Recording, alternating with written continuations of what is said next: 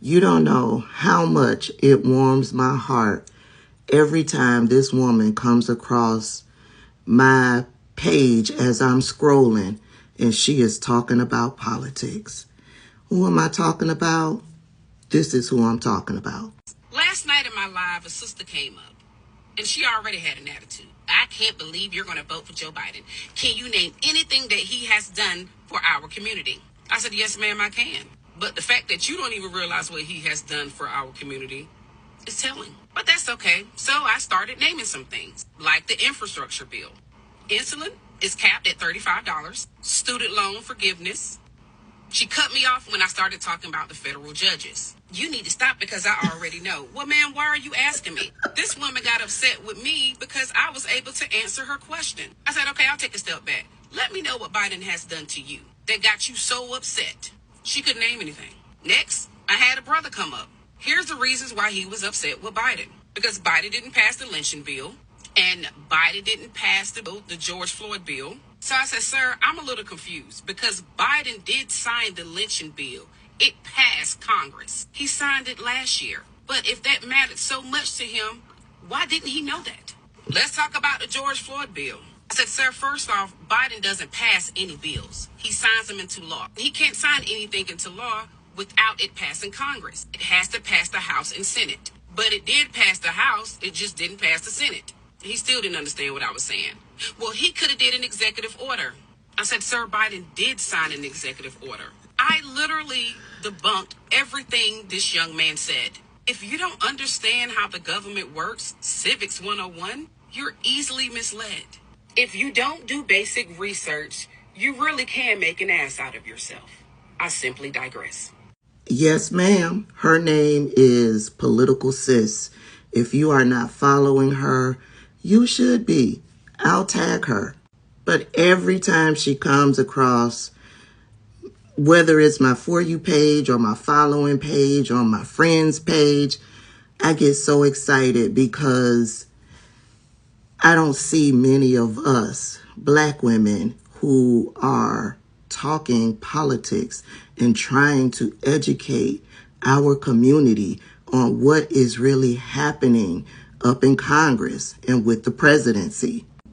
So when her and Bell Curve come across my following page or my friend's page, I'll tag Bell Curve as well. I get giddy inside. Number one, because for as confident as you guys think I am, I'm not. I've never professed to be an expert in this field. I just share information that I've learned. And whenever I do my politics videos, I'm always second guessing myself, third guessing myself, because there's so much information out there. It's hard to maneuver through all of the junk. So whenever I post a video, I'm always second and third guessing myself. Was that right? Is somebody going to come back and say this is wrong information? And it just so happens that one of these two ladies will come across my page and they will say the same thing I'm saying. And it is calming to my spirit and it confirms, yes, I gave the right information. My people, I see you down in the comment sections.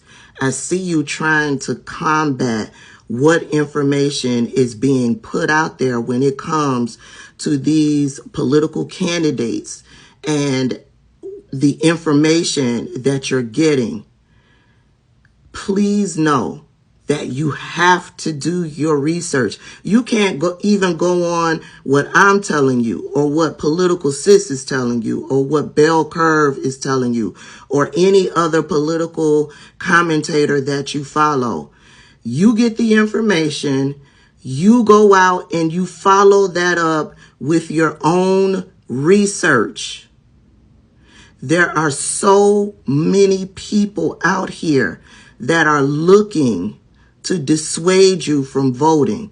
They are trying to fill your head up with lies. They are trying to discourage you from voting. They are trying to remove all hope from you.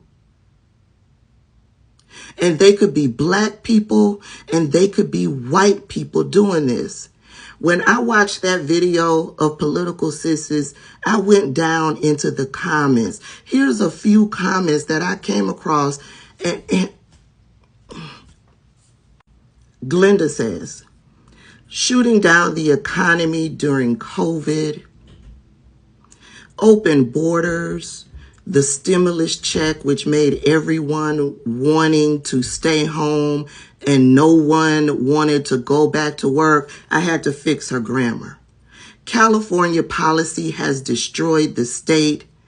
No Biden.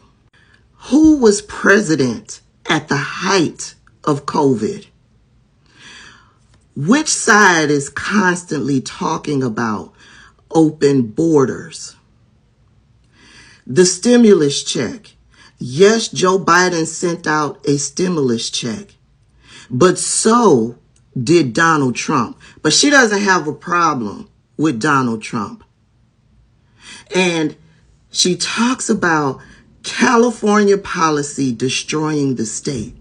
Why is Joe Biden, who's on a federal level, responsible for what Gavin Newsom is doing for the state of California? So let's recap. Donald Trump was the president at the height of COVID.